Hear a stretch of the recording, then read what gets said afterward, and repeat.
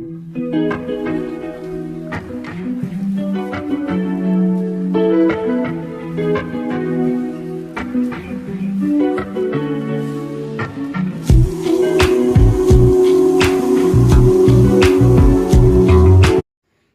அன்பானவர்களே, உங்களை இயேசுவின் நாமத்தில் நான் வாழ்த்துகிறேன். வேதம் இப்படியாக சொல்லுகிறது, கர்த்தருடைய வேதத்தில் பிரியமாயிருந்து இரவும் பகலும் தியானிக்கிறவன் பாக்கியவான், அவன் செய்வதெல்லாம் வாய்க்கும். அவன் நீர்க்கால்களின் ஓரத்தில் நடப்பட்டு தன் காலத்தில் இலையுதிராதிருக்கிற கணிதர் மரத்தை போல செழித்திருப்பான் அப்படின்னு சொல்லி வேதத்தில் எழுதியிருக்கிறது. பெரியமானவர்களே, நாம் வேதத்தை தியானிக்க வேண்டும். இன்றைக்கு நாம் தானியேல் 9வது அதிகாரத்தை நாம் தியானிக்க போகிறோம். எப்படின்னு சொன்னால், தானியேல் தேசத்திற்காய் எப்படி ஜெபித்தார். தானியேலின் ஜெபந்தான் இது. தானியேல் எப்படி ஜெபிக்கிறார்? ஒரு தேவ மனிதன், உண்மை உள்ளவர். தேசத்துல ஒரு கஷ்டம் வருது, தீர்க்க தரிசனம் வந்துருச்சு. அப்போ அவர் எப்படி தேசத்திற்காக ஜெபிக்கிறார்? உண்மையில பிரியமானவர்களே, இதை நேரடியாக வாசித்து நாம் தியானம் பண்ணி நாமும் தானியேலை போல நாம் தேசத்திற்காக நாம் ஜெபிக்க வேண்டும். பிரியமானவர்களே, நாம் அப்படி ஜெபிக்கும் போது நம் சிறையிருப்பு நிச்சயமாக மாறும். அல்லேலூயா. வாசிக்கலாம். தானியேல் 9வது அதிகாரம். கல்தேயருடைய ராஜ்யத்தின் மேல் ராஜாவாக்கப்பட்ட மேதிய குலத்தானாகிய அகேஸ்காவேர்வின் புத்திரனான தரியு ராஜ்யபாரம் பண்ணுகிற 1ஆம் வருஷத்திலே தானியேலாகிய நான் எருசலேமில் பால் கடிப்புகள் நிறைவேறி தீர 70 வருஷம் செல்லும் என்றும் கர்த்தர் எரேமியா தீர்க்கதரிசியோடு சொல்லிய வருஷங்களின் தொகையை புத்தகத்தினால் நான் அறிந்து கொண்டேன். நான் உபவாசம் பண்ணி இரட்டிலும் சாம்பலிலும் உட்கார்ந்து தேவனாகிய ஆண்டவரை ஜபத்தினாலும் விண்ணப்பங்களினாலும் தேட என் முகத்தை அவருக்கு நேராக்கி என் தேவனாகிய கர்த்தரை நோக்கி ஜபம் பண்ணி என் பாவ அறிக்கை செய்து ஆண்டவரே உம்மில் அன்பு கூர்ந்து. இப்ப பாருங்க, எரேமியா தீர்க்கதரிசி சொல்றாரு, 70 வருஷம் ஆன உடனே 70 வருஷம் காலத்துல இந்த மாதிரி நடக்க போகுதுன்னு சொல்லி தேசத்தை குறித்து எருசலேமை குறித்து அவர் சொன்ன அந்த தீர்க்க தரிசனத்தை பார்த்து, எருசலேமின் பால் கடிப்புகள் நிறைவேறதுக்கு 70 வருஷம் இருக்குன்னு சொல்லி அவர் தீர்க்க தரிசனமாக எரேமியா சொன்ன உடனே இவர் என்ன பண்றாருன்னா, எருசலேம் தானே, அதுக்கு என்ன நமக்குன்னு நினைக்கல. உடனே அவர் என்ன சொல்றாரு, என்ன செய்யறாருன்னு பாருங்க. உபவாசம் பண்ணி இரட்டிலும் சாம்பலிலும் உட்கார்ந்து, தேசத்திற்காய் இரட்டிலும் சாம்பலிலும் உட்கார்ந்து தேவனாகிய ஆண்டவரை ஜபத்தினாலும் விண்ணப்பங்களினாலும் தேட தன் முகத்தை தேவனுக்கு நேராக்கி. பாருங்க, ஒவ்வொரு வார்த்தையும் எவ்வளவு ஒரு அற்புதம், எத்தனை அர்த்தம் உள்ளதா இருக்கு பாருங்க. உபவாசித்து சாம்பலிலும் இரட்டிலும் உட்கார்ந்து தேவனுடைய முகத்தை தேடுவதற்கு அவர் என்ன பண்றாராம்? ஆயத்தமாகிறாராம். அல்லேலூயா. அப்போ அவர் சொல்றாரு, என்ன ஜெபிக்கிறாராம்? ஆண்டவரே, உம்மில் அன்பு கூர்ந்து உம்முடைய கற்பனைகளை கை கொள்ளுகிறவர்களுக்கு உடன்படிக்கையும் கிருபையும் காக்கிற மகத்துவமும் பயங்கரமுமான தேவனே. ஆண்டவர் எப்படி கூப்பிடுறாரு பாருங்க. நம்ம எடுத்த உடனே ஆண்டவரே எனக்கு அதை தரும், எதை தரும், ஆண்டவரே என் பிள்ளைகளுக்கு இதை தரும், ஆண்டவரே இதை தரும், இப்படித்தான் சொல்றோம். ஆனா அவர் என்ன சொல்றாரு பாருங்க, உம்மில் அன்பு கூர்ந்து. அவர் அப்படி ஒரு காரியத்தை தூக்கி போடுறாரு. நம்ம இப்படி சொல்லிட்டோம்னா அவர் இறங்கிடுவாரு. அவர் இரக்கத்தை பெறும்படியாய் தேவனுடைய இரக்கம், அவர் இரக்கமுள்ளவர், மிகுந்த இரக்கமுள்ளவர்ன்றதை தெரிந்து கொண்டு அவர் இரக்கத்தை பெறும்படியாக கெஞ்சுகிறார். அதற்கு தான் இந்த ஆரம்பத்தில் அவர் போடுறார், ஆண்டவரே உம்மில் அன்பு கூர்ந்து உம்முடைய கற்பனைகளை கை கொள்ளுகிறவர்களுக்கு உடன்படிக்கையும் கிருபையும் காக்கிற மகத்துவமும் பயங்கரமான தேவனே. அப்பா, உம்முடைய கற்பனைகளை கை கொள்ளுகிறவர்களுக்கு நீர் உதவி செய்ய மாட்டீரா? நீர் செய்வீரம்மா. செய்யக்கூடிய மகத்துவமும் பயங்கரமான தேவனே. அப்படி கூப்பிடுறாரு. அவரை கூப்பிட்டு, நாங்கள் பாவம் செய்து, இவர் பாவம் செய்யல, உண்மையுள்ளவர், ஆனா தேசத்துக்காக குறித்து ஜெபிக்கும் போது அவரை தன்னோடு சேர்த்து நாங்கள் இந்த வார்த்தையை நல்லா புரிஞ்சுக்கணும். அப்ப நாமும் தேசத்துக்காக நம்ம ஜெபிக்கும் போது மற்றவங்கள சொல்லக்கூடாது, நாங்கப்பா இந்தியர்களாகிய நாங்கள், உம்முடைய பிள்ளைகளாகிய நாங்கள் தப்பு பண்ணிட்டோம். நாங்கள் பாவம் செய்து அக்கிரமக்காரராய் இருந்து துன்மார்க்கமாய் நடந்து கலகம் பண்ணி, என்னென்ன வார்த்தை சொல்றார். பாவம், அக்கிரமம், கலகம், துன்மார்க்கம் இதெல்லாம் நாங்கள் செஞ்சுருக்கோம்ப்பா. உம்முடைய கற்பனைகளையும் உம்முடைய நியாயங்களையும் விட்டு அகன்று போனோம். இதெல்லாம் செய்கிறவங்க யாருன்னா ஆண்டவருடைய கற்பனைகளை மீறுறவங்க தானே செய்ய முடியும். அப்போ இதை விட்டு நாங்கள் அகன்று போயிட்டோம்ப்பா. உமது நாமத்தினாலே எங்கள் ராஜாக்களோடும் எங்கள் பிரபுக்களோடும் எங்கள் பிதாக்களோடும் தேசத்தினுடைய சகல ஜனங்களோடும் பேசின தீர்க்கதரிசிகளாகிய உம்முடைய ஊழியக்காரருக்கு செவி கொடாமல் போனோம். ஹல்லேலூயா. ஆண்டவரே, உங்க தீர்க்கதரிசி சொன்னதுக்கு நாங்கள் செவி கொடுக்கலன்னு சொல்லலை, அப்படி கூட சொல்லியிருக்கலாம். எப்படி எப்படி அந்த தீர்க்கதரிசி யார்கிட்டெல்லாம் பேசினாராம் பாருங்க. ராஜாக்களோடு, பிரபுக்களோடு, பிதாக்களோடு, தேசத்தில் உள்ள சகல ஜனங்களோடு. தீர்க்க தரிசனம் இத்தனை பேருக்கும் தான் வருது. தேசத்தின் குடிகள், தேசத்தின் குடிகள்ல எல்லாம் அடக்கம். ராஜா, மூப்பர்கள், அங்க இருக்கிற பிரபுக்கள், குடிமக்கள் எல்லாரும் தான் அந்த தேசத்து ஜனங்கள். அப்போ அத்தனை பேரையும் சொல்லி சொல்லி சொல்லி, ஆண்டவரே நாங்கள் எல்லாரும் அதை கேட்கலப்பா, தீர்க்க தரிசனம் சொன்னதை நாங்கள் கேட்கல. அல்லேலூயா. செவி கொடாமல் போனோம். ஆண்டவரே, நீதி உமக்கே உரியது. எப்படி ஐஸ் வைக்கிற மாதிரி சொல்றாரு பாருங்க. உண்மைதான். அவரை உயர்த்துறார், அவரை மகிமைப்படுத்துறாரு, தேவனை உயர்த்துகிறார். நீதி, ஆண்டவரே நீதி உமக்கே உரியது. உமக்கு விரோதமாக செய்த துரோகத்தின் நிமித்தம் உம்மாலே சமீபமும் தூரமும் உள்ள எல்லா தேசங்களிலும் துரத்தப்பட்டிருக்கிற யூத மனுஷரும் எருசலேமின் குடிகளும் சகல இஸ்ரவேலருமாகிய நாங்கள். இந்த இடத்துல நாங்கள் அப்படின்றது யார் யாரா? யூதர்கள், துரத்தப்பட்ட இஸ்ரவேலர்கள், எருசலேமின் குடிகள் எல்லாரையும் சொல்றார். யூத மனுஷர், எருசலேமின் குடிகள், சகல இஸ்ரவேலருமாகிய நாங்கள் இந்நாளில் இருக்கிறபடியே வெட்கம் எங்களுக்குரியது. அப்பா, அப்பா, இந்த தீர்க்கதரிசி சொன்னதுக்கு நாங்கள் செவி கொடுக்கலப்பா, நாங்கள் வெட்கப்படுறோம்ப்பா. ஆண்டவர் மனத்தில் வந்து எப்படி தன்னை தாழ்த்துறாரு பார்த்தீங்களா? ஒரு உண்மையுள்ள ஒரு மனுஷன். தானியேல் எனக்கு மிகவும் பிரியமான பண்ணார் ஆண்டவர். அந்த உண்மையுள்ள மனுஷன் சொல்றான், நாங்கள் செவி கொடாமல் போனோம். அப்ப தேசத்தின் பாவத்தை ஏத்துக்கிறார். இயேசு கிறிஸ்து எப்படி உலகத்தின் பாவத்தை சுமந்தாரோ அது போல கிறிஸ்தவர்களாகிய நாம் ஒவ்வொருவரும் தேசத்தின் பாவங்களுக்கு நாமும் அதற்கு பலியாகிறோம். அதுக்கு நம்ம ஏத்துக்கணும். நம் வீட்டார் செய்த பாவங்களுக்கு நமக்கு பங்குள்ளவர்களாக இருக்கிறோம்.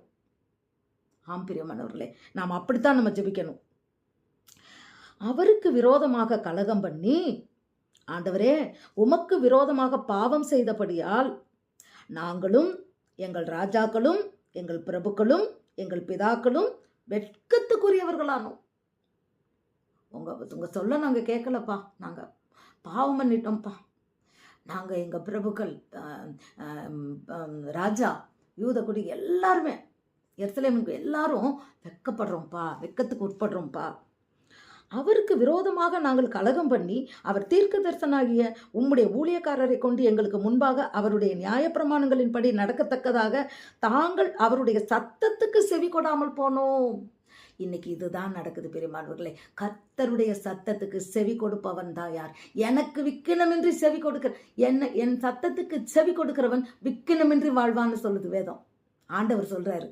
ஆனால் அவர் சத்தத்தை கேட்கறதில்ல. உலகத்தின் சத்தம் நம்மளை உட்கார வச்சிருது, தூங்க வச்சிருது, ஓட வைக்குது. உலகம் உலகம் உலகம் உலகம். எப்போ பார்த்தா டிவியில் வர்ற சத்தம், நியூஸில் வர்ற சத்தம், களியாட்டத்திலையும் வெறியாட்டத்திலையும் வர்ற சத்தம், கொண்டாட்டத்தில் வர்ற சத்தம். இந்த சத்தத்துக்குள்ள தேவ சத்தம் எப்படி கேட்கும்? அப்போ அவரு எவ்வளவு ஒரு பரிசுத்தமாய் வாழ்ந்து ஜெபம் பண்றவராக இருந்தால் அந்த தேவ சத்தம் அவருக்குள்ள கேட்கும்ல. அதான் சொல்றாரு, அந்த சத்தத்தை நாங்கள் கேட்கலப்பா. ஆனாலும் எங்கள் தேவனாகிய ஆண்டவரிடத்தில் இரக்கங்களும் மன்னிப்பும் உண்டு. ஆமென்.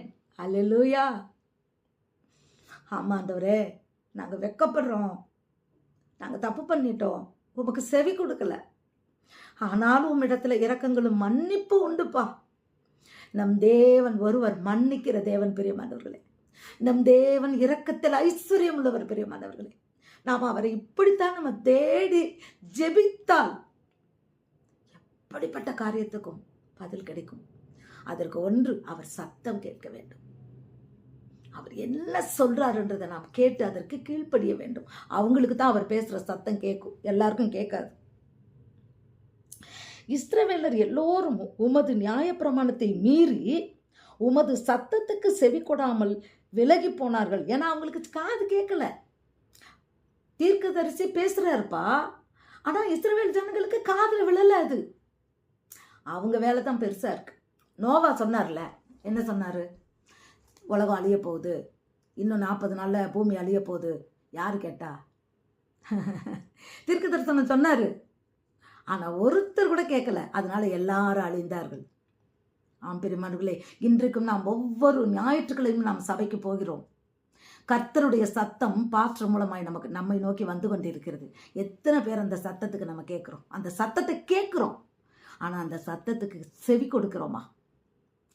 கேட்கிறோம், செவி கொடுப்பதுன்றது வேற, அதற்கு கீழ்ப்படிவது. 1000 பேர் இருக்கிற சபைன்னா அந்த சத்தம் 1000 பேர் காதுலயும் விழுவும். ஆனா அது எத்தனை பேருக்குள்ள கிரியை செய்து, தானியேலை போல, அதுதாங்க முக்கியம் பிரியமானவர்களே. இன்றைக்கு நாம் கற்றுக்கொள்வோம். ஒருவேளை நீங்க இதுவரைக்கும் கர்த்தருடைய சத்தத்தை ஆலயத்துல நீங்கள் இதுவரைக்கும் உண்மையாய் செவி கொடாதிருந்தால், வருகின்ற ஓய்வு நாள்ல இருந்து அவர் என்ன சத்தம் நம்மை நோக்கி வருகிறதுன்றதுக்கு செவி கொடுத்து அதற்கு உங்களை ஒப்பு கொடுங்கள். கர்த்தர் பலத்த காரியங்கள் நம் வாழ்க்கையில் செய்வார். ஹல்லேலூயா. ஆனாலும் எங்கள் தேவனாகிய ஆண்டவரிடத்தில் இரக்கங்களும் மன்னிப்பும் உண்டு. அவர்கள் உங்கள் நியாயப்பிரமாணத்தை மீறி உமது சத்தத்திற்கு செவி கொடாமல் விலகி போனார்கள். அவருக்கு விரோதமாக பாவம் செய்தோம். ஆகையால் தேவனுடைய தாசனாகிய மோசேயின் நியாயப்பிரமாண புத்தகத்தில் எழுதியிருக்கிற சாபமும் ஆக்கினையும் எங்கள் மேல் சொரியப்பட்டன. மோசே நியாயப்பிரமாணத்தில் எழுதினார்ல, இதை நீ செஞ்சா இது நடக்கும், செய்யலைன்னா இது சாபம் வரும்னு, அதெல்லாம் இவங்களுக்கு வந்துருச்சான். எருசலேமில் சம்பவித்தது போல வானத்தின் கீழ் எங்கும் சம்பவியாதிருக்கிற பெரிய தீங்கை எங்கள் மேல் வரப்பண்ணினதினால் அவர் எங்களுக்கும் எங்களை நியாயம் தீர்த்த நியாயாதிபதிகளுக்கும் விரோதமாக சொல்லி இருந்த தம்முடைய வார்த்தைகளை நிறைவேற்றினார். மோசேயின் நியாயப்பிரமாண புத்தகத்தில் எழுதியிருக்கிறபடியே இந்த தீங்கெல்லாம் எங்கள் மேல் வந்தது. ஆனாலும் நாங்கள் எங்கள் அக்கிரமங்களை விட்டு திரும்புகிறதற்கும் உம்முடைய சத்தியத்தை கவனிக்கிறதற்கும் எங்கள் தேவனாகிய கர்த்தரின் முகத்தை நோக்கி கெஞ்சினதில்லை. தேவனுடைய முகத்தை நோக்கி கெஞ்சணும், சத்தியத்தை நோக்கி. இதான் சத்தியம். வசனத்தை வாசிக்கணும். வசனத்துல வாசித்து கர்த்தரோட சத்தம் நம்ம காதுல, வசனம் வாசிக்கும் போது தேவனோட சத்தம் நம்ம காதுல கேட்கணும். உலகத்துக்காக நம்ம வாசித்தோம்னா காதுல கேட்காது. எவ்வளவு வசனமா மணிக்கணக்கா வாசித்தாலும் நம்ம காதுல ஆண்டவர் சத்தம் கேட்காது. ஆண்டவருடைய சத்தம் கேட்க வேண்டுமானால் முற்றும் நாம் அவருக்கு ஒப்பு கொடுத்து அவருடைய சத்தத்தை கேட்கும்படியாய் ஒரு ஒரு ஆத்மார்த்தமா அடி பணிந்து பரிசுத்தமாய் நாம் அவர்கிட்ட முற்றும் நம்மளை தாழ்த்தி அவரிடத்துல நம்ம போயிருக்கும் போது அவருடைய சத்தம் கேட்கும் பிரியமானவர்களே. ஹல்லேலூயா. பிசாசு என்ன செய்வான்? ஆண்டவர் நம்மகிட்ட பேச விட மாட்டான். அவன் சத்தத்தை நம்மகிட்ட கொண்டு வந்துருவான். அவன் பேசுறது சில நேரம் ஆண்டவர் பேசுற மாதிரி கூட சொல்லுவாங்க. ஆண்டவர் என்கிட்ட பேசிட்டாருன்னு தப்பான சித்தத்தை எடுத்துக்கிடுவாங்க. அதுக்கு நல்ல ஒரு ஞானம், பரிசுத்த ஆவியினுடைய வல்லமை வேணும் பிரியமானவர்களே, தானியேலை போல. அல்லேலூயா. உம்முடைய சத்தத்தை கவனிக்கிறதற்கும் என் தேவனாகிய கர்த்தரின் முகத்தை நோக்கி கெஞ்சினதில்லை. அப்போ நாம் பாவம் பண்ணிட்டோம், நமக்கு வாழ்க்கையில ஒரு பிரச்சனை வருது, ஒரு இது வருதுன்னா அதுக்கு நாம் தேவனை நோக்கி அவருடைய இரக்கத்திற்காகவும் மன்னிப்புக்காகவும் நாம் மண்டியிட்டு அவரிடத்தில் நாம் கெஞ்ச வேண்டும். அல்லேலூயா.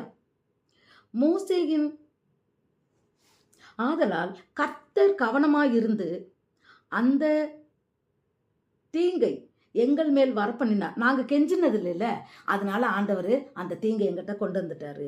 எங்கள் தேவனாகிய கர்த்தர் தாம் செய்து வருகிற நம்முடைய கிரியைகளின் எல்லாம் நீதி உள்ளவர். நாங்களோ அவருடைய சத்தத்துக்கு செவி கொடாம போனோம். ஆண்டவரே, நீர் செஞ்சது கரெக்ட், ஏன்னா நீர் நீதி உள்ளவர். நாங்கள் தான்ப்பா உங்க சத்தத்துக்கு செவி கொடுக்கல. ஆண்டவர் என்ன அனுமதித்தாலும் அதை நாம் ஏற்றுக்கொள்ள பழக வேண்டும் பிரியமானவர். இதுதான் இந்த தியானத்தில் நாம் தெரிந்து கொள்ள வேண்டியது. நம் வாழ்க்கையில் நடக்கிற கஷ்டங்கள், நஷ்டங்கள், போராட்டங்கள், இழப்புகள், துயரங்கள், துன்பங்கள் எல்லாவற்றையும் நாம் தாங்கி கொண்டு தேவனுக்கு நாம் என்ன செய்யணும்னா, ஆமாப்பா நாங்கள் தப்பு பண்ணிட்டோம், உம்மை சத்தியத்துக்கு நாங்கள் கீழ்ப்படியலை, உம்மை சத்தத்தை நாங்கள் கேட்கல, உம்முடைய எங்கள் போதகர்கள் சொன்னதெல்லாம் கூட உம்முடைய போதகர்கள் மூலமாக நீ பேசுனதெல்லாம் நாங்கள் கேட்கல ஆண்டவரே, எங்களை மன்னிச்சிருங்க, அதனால தான் இப்படி நடந்ததுன்னு சொல்லி நாம் என்ன செய்ய வேண்டும், அதை நாம் ஏற்றுக்கொள்ள வேண்டும். அல்லேலூயா. அதனால அவர் சொல்றாரு, நீங்கள் நீதி உள்ளவர் தான், நீங்கள் கரெக்டாக தான் செஞ்சுருக்கீங்க, நாங்கள் தான் தப்பு பண்ணியிருக்கோம். இப்போதும் உமது ஜனத்தை பலத்த கையினால் எகிப்திலிருந்து புறப்பட பண்ணி இந்நாள் வரைக்கும் இருக்கிறபடி உமக்கு கீர்த்தியை உண்டாக்கின எங்கள் தேவனாகிய ஆண்டவரே, நாங்கள் பாவம் செய்து துன்மார்க்கமாய் நடந்தோம். ஆண்டவரே, உம்முடைய சர்வ நீதியின்படியே உமது கோபமும் உமது உக்கிரமும் உமது பரிசுத்த பர்வதமாகிய எருசலேம் என்னும் உம்முடைய நகரத்தை விட்டு திரும்பும்படி செய்யும். எங்கள் பாவங்களிலும் எங்கள் பிதாக்களின் அக்கிரமங்களினாலும் எருசலேம் உம்முடைய ஜனமாகிய நாங்களும் எங்கள் சுற்றுப்புறத்தார் யாவருக்கும் நிந்தையானோம். சொல்றாரு, எப்படி ஜெபிக்கிறார் பாருங்க. ஆண்டவரே, உண்மைதான்ப்பா, எங்களை மன்னிச்சிருங்க, எல்லாருக்கும் நாங்கள் நிந்தையானோம், நாங்கள் நீர் செய்தது கரெக்டு தான், எங்களை மன்னியும், எங்கள் பாவங்களை நிமித்தம் எங்கள் பிதாக்களினுடைய அக்கிரமங்களின் நிமித்தம் இது நடந்ததுன்னு ஏற்றுக்கொள்றார். ஆண்டவர் செய்ததை, அந்த காரியங்களை ஏற்றுக்கொள்ளக்கூடிய மனநிலை நமக்கு வேணும் பிரியமானவர்களே. இப்பொழுதும் யோபு சொன்னார்ல, கர்த்தர் கொடுத்தார், கர்த்தர் எடுத்தார், அதுதான். இப்பொழுதும் எங்கள் தேவனே, நீர் உமது அடியானுடைய விண்ணப்பத்தையும் அவனுடைய கெஞ்சுதலையும் கேட்டு, கெஞ்சுதலையும் கேட்டு பாழாய் கிடைக்கிற உம்முடைய பரிசுத்த ஸ்தலத்தின் மேல் ஆண்டவரின் நிமித்தம் உமது முகத்தை பிரகாசிப்பிக்க பண்ணும். ஆண்டவரே, நாமத்தின் நிமித்தம் உம்முடைய முகத்தை பிரகாசிக்க பண்ணுங்கப்பா. அந்த வார்த்தையை சொல்லி ஜெபிக்கணும் பிரியமானவர்களே. அதாவது இதெல்லாம் படித்த பிறகு தான் நானும் ஜெபிப்பேன். நமக்கு ஜெபிக்க தெரியாது, ஆனால் இது எல்லாவற்றையும் வாசிக்கும் போது நாம் ஜெபத்தில் வல்லவர்களாகிறோம். ஆண்டவரே, உம்முடைய முகத்தை நம்ம பிள்ளைங்க பேர் சொல்லி அவன் மேல் பிரகாசிப்பிக்க பண்ணுவீராக. உம்முடைய முகத்தை நம்ம யார் ரட்சிக்கப்படணும், யாருக்கு அவர் நன்மை செய்யணும்னு அவங்க பேரை சொல்லி அவர்கள் மேல் உம்முடைய முகத்தை பிரகாசிப்பிக்க செய்வீராக. எங்கள் குடும்பத்தின் மேல் உம்முடைய முகத்தை பிரகாசிக்க செய்வீராகன்னு சொல்லி நாம் ஜெபிக்க வேண்டும் பிரியமானவர்களே. ஹல்லேலூயா. தானியேலின் ஜெபத்தில் நாம் கற்றுக்கொள்ள வேண்டியது, என் தேவனே, உம்முடைய செவியை சாய்த்து கேட்டருளும், உம்முடைய கண்களை திறந்து எங்கள் பாலிடங்களையும் உமது நாமம் தரிக்கப்பட்டிருக்கிற நகரத்தையும் பார்த்தருளும். நாங்கள் எங்கள் நீதியினால் அல்ல, உம்முடைய மிகுந்த இரக்கங்களையே நம்பி இந்த விண்ணப்பங்களை உமக்கு முன்பாக செலுத்துகிறோம். அப்பா, காது கொடுத்து கேளுங்கப்பா, கண்ணை திறந்து எருசலேமை பாருங்கப்பா, எங்கள் நீதியின்படி இல்லைப்பா, உம்முடைய இரக்கத்தையும் நாங்கள் கெஞ்சுக்கிறோம்ப்பா, உம்முடைய இரக்கத்தின்படி எங்களுக்கு உதவி செய்யுங்கப்பா. ஜெபத்தை பார்த்தீங்களா? இதுபோல் நாம் பிள்ளைகள் தேசத்திற்காய் நாம் ஜெபிக்க வேண்டும் பிரியமானவர்களே. ஹல்லேலூயா. ஆண்டவரே கேளும், ஆண்டவரே மன்னியும், ஆண்டவரே கவனியும். என்ன சொல்றாரு பாருங்க, ஆண்டவரே கேளும், ஆண்டவரே மன்னியும், ஆண்டவரே கவனியும். நம்ம எப்படி சொல்றோம்? ஆண்டவரே தாரும், ஆண்டவரே தாரும், ஆண்டவரே தாரும். இதை தவிர்த்துட்டு வேற ஒன்றும் நமக்கு ஜெபிக்க தெரியாது. ஆனால் தானியேலின் ஜெபம் பாருங்க எப்படி இருக்குன்னு. இன்றைக்கு நாம் இந்த தியானத்தின் மூலமாக நாம் ஜெபிக்க கற்றுக்கொள்ள போகிறோம் பிரியமானவர்களே. ஜெபிக்கிறவனுக்கு ஜெயம் உண்டு. ஆமென். ஹல்லேலூயா. இனி நம்ம வாழ்க்கையில் ஜெயம்தான். ஆமென். ஹல்லேலூயா. ஆண்டவரே கேளும், ஆண்டவரே மன்னியும், ஆண்டவரே கவனியும். என் தேவனே, உம்முடைய நிமித்தமாக அதை தாமதியாமல் செய்யும். உம்முடைய நகரத்துக்கும் உம்முடைய ஜனத்துக்கும் உம்முடைய நாமம் தரிக்கப்பட்டிருக்கிறதே என்றேன். இப்படி நான் சொல்லி ஜபம் பண்ணி என் பாவத்தையும் என் ஜனமாகிய இஸ்ரவேலின் பாவத்தையும் அறிக்கையிட்டு என் தேவனுடைய பரிசுத்த பர்வதத்துக்காக என் விண்ணப்பத்தை என் தேவனாகிய கர்த்தருக்கு முன்பாக செலுத்தி கொண்டிருந்தேன். பரிசுத்த பர்வதம் எது? எருசலேம். எருசலேமை நோக்கி தானே ஜபம் பண்ணாருன்னு வருது. அப்போ இவர் தேசத்துக்காக ஜபம் பண்ற ஒரு மனிதன். அதான் சொல்றாரு, பரிசுத்த பர்வதத்துக்காக என் விண்ணப்பத்தை என் தேவனாகிய கர்த்தருக்கு முன்பாக செலுத்தி கொண்டிருக்கிறேன். அடுத்து சொல்றாரு, இப்படி நான் ஜெபம் பண்ணி கொண்டிருக்கும் போதே முதல் தரிசனத்திலே நான் கண்ட புருஷனாகிய கேப்ரியேல் வேகமாய் பறந்து வந்து அந்திப்பலியின் நேரமான வேளையில் என்னை தொட்டான். ஹல்லேலூயா. நாமும் இப்படி ஜெபிக்கும் போது தூதன் இறங்கி நம்மிடத்தில் வந்து நம்முடைய எல்லா காரியங்களையும் அவர் தேவனிடத்திலிருந்து நன்மைகளை கொண்டு வருவார். கேப்ரியேல் தூதன் நன்மைகளை கொண்டு வருகிறவர். ஹல்லேலூயா. கேப்ரியேல் அப்போ அவர் ஜெபித்து கொண்டு இருக்கும் போதே தூதன் இறங்கிட்டார். ஏன்னா அப்படி ஜெபிக்கிறார். மன்னியும், கவனியும், செவியை திறவும், உடைய கண்களை திறந்து பாரும், நாங்கள் பாவம் பண்ணிட்டோம், நாங்கள் வெட்கப்பட்டுட்டோம், மன்னிச்சிருங்க. தீர்க்கதரிசிகளுடைய இதுக்கு நாங்கள் செவி கொடுக்கலப்பா, நாங்கள் அக்கிரமம் பண்ணிட்டோம், துன்மார்க்கம் பண்ணிட்டோம், கபடுள்ளவங்களா இருந்துட்டோம், அப்பா எங்களை மன்னிங்க. இப்படி தன் பாவ அறிக்கை செய்து விண்ணப்பம் பண்ணும்போது, இது ரொம்ப முக்கியம் பிரியமானவர்களே, ஒவ்வொரு ஜெபத்தின் போதும் நாம் பாவ அறிக்கை செய்ய கற்றுக்கொள்ள வேண்டும். இன்னைக்கு பாவ அறிக்கை செஞ்சுருக்கோம், நாளைக்கு நாம் ஜெபிக்கும் போது, அடுத்த வேலை ஜெபிக்கும் போது அது கிட்ட பாவம் பண்ணாமல் இருந்திருப்போமா? பிறனை அவமதிப்பதே பாவம்னு பைபிளில் போட்டிருக்கு. கோவப்பட்டா பாவம். அப்போ சின்ன சின்ன பாவங்கள் பண்ணிக்கிட்டு தானே இருக்கோம். அப்போ நாம் பாவ அறிக்கை செய்து எப்படி செய்யணும்? தேவரே, தகப்பனே, உமக்கு பிரியமில்லாத காரியங்கள் எங்களிடத்தில் இதோ இம்மட்டும் நாங்கள் இந்த வேளையில் செய்திருக்கும் போது அதை மன்னியும் ராஜா. அவ்வளோதான். நாங்கள் நீதியானவர்கள் அல்லப்பா, உங்களுடைய கிருபையின்படி எங்களுக்கு இறங்கும். இப்படி தான் ஜெபிக்கணும். இப்படி நாம் நமக்காய் ஜெபிக்க வேண்டும் பிரியமானவர்களே. அடுத்து நீ அப்படி சொல்லிட்டு அவர் என்ன சொல்றாருன்னு பாருங்க. அவனுக்கு அப்படி நான் ஜெபித்து கொண்டிருக்கும் போதே முதல் தரிசனத்திலே நான் கண்ட புருஷனாகிய கேப்ரியேல் வந்துட்டார். தானியேலே, உனக்கு அறிவை உணர்த்தும்படி இப்பொழுது புறப்பட்டு வந்தேன். கூப்பிடுறாரு. தானியேலே, இன்னைக்கு நம்ம ஜெபிச்சோம்னா நம்ம பேரை சொல்லி தூதன் வந்து நம்மளை கூப்பிடுவானா? மரியாளே, கிருபை பெற்றவள், நீ வாழ்க. அப்படிப்பட்ட ஒரு தாயா இருந்தா, ஒரு பெண்ணா இருந்தா, அந்த பெண்ணு வயிற்றுக்குள்ள தேவன் பிறக்கும்படியாய் தூதன் வந்து நிற்பான். ஹல்லேலூயா. பெயர் சொல்லி தூதன் சொல்றான், பெயர் சொல்லி, தானியேலே, நீ மிகவும் பிரியமானவன், ஆதலால் நீ வேண்டிக் கொள்ள தொடங்கின போதே கட்டளை வெளிப்பட்டது. சிக்கலபதுரகபரியா. ஹல்லேலூயா. பாருங்க, அவர் இப்படி வேண்டிக் கொள்ள ஆரம்பிக்கும் போது கட்டளை வெளிப்பட்டதான். நம்ம எத்தனை வருஷமா ஜெபம் பண்றோம், நமக்கு கிடைக்க மாட்டேங்குது. ஏன்? ஜெபிக்கிற விதமா ஜெபிக்கல, தேவனுக்கு பிரியமா நடக்கல இல்லையா? நாம் ஜெபிக்க வேண்டிய காரியத்துக்கு ஜெபிக்காம வேற எதுக்கோ ஜெபிச்சுக்கிட்டு இருக்கோம். நாம் ஜெபம் மாற வேண்டும். நாம் ஜெபிக்கிற விதம் மாற வேண்டும். இன்றைக்கு கர்த்தர் உங்களோடு என்னோடு பேசிக்கொண்டே இருக்கிறார் பிரியமானவர்களே.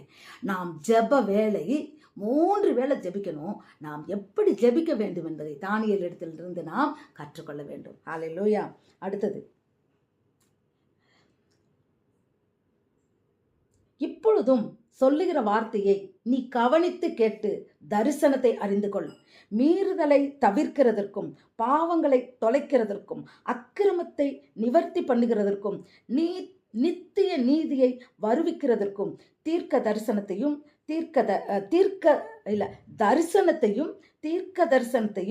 முத்திரிக்கிறதற்கும், மகா பரிசுத்தம் உள்ளவரை அபிஷேகம் பண்ணுகிறதற்கும், உன் ஜனத்தின் மேலும் உன் பரிசுத்த நகரத்தின் மேலும் 70 வாரங்கள் செல்லும்படி குறிக்கப்பட்டிருக்கிறது. எப்பா, இன்னும் 70 வருஷம் ஆகும்பா. என்ன ஆகுறதுக்கா?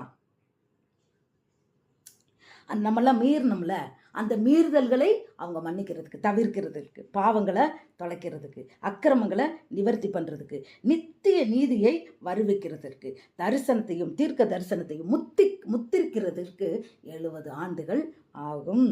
இப்போதும் நீ அறிந்து உணர்ந்து கொள்ள வேண்டியது என்னவென்றால், எருசலேமை திரும்ப எடுப்பித்து கட்டுகிறதற்கான கட்டளை வெளிப்பட்டது முதல் பிரபுவாகிய மேசியா வரமட்டும் 7 வாரமும். பிரபுவாகிய மேசியா யார்? இந்த மேசியா நம்ம ஆண்டவராகிய இயேசு கிறிஸ்து. ஹல்லேலூயா. பிரபுவாகிய மேசியா வரமட்டும் 7 வாரமும் 62 வாரமும் செல்லும். அவைகளில் வீதிகளும் அலங்கங்களும் மறுபடியும் கட்டப்படும். ஆனாலும் இடுக்கமான காலங்களில் இப்படியாகும். இந்த 62 வாரங்களுக்கு பின்பு மேசியா சங்கரிக்கப்படுவார். ஆனாலும் நமக்காக அல்ல. நகரத்தையும் பரிசுத்த ஸ்தலத்தையும் வரப்போகிற பிரபுவின் ஜனங்கள் அழித்து போடுவார்கள். இதன் முடிவு ஜலப்பிரவாகம் போல இருக்கும். முடிவு பரியந்தம் யுத்தமும் நாசமும் உண்டாக நியமிக்கப்பட்டது. பாத்தீங்களா, எருசலேமை பத்தி என்ன தீர்க்க தரிசனம்? முடிவு பரியந்தம், முடிவு பரியந்தம். அந்த எருசலேம் நகரம் எப்படிப்பட்டதான்? யுத்தமும் நாசமும் உண்டாக அது நியமிக்கப்பட்டது.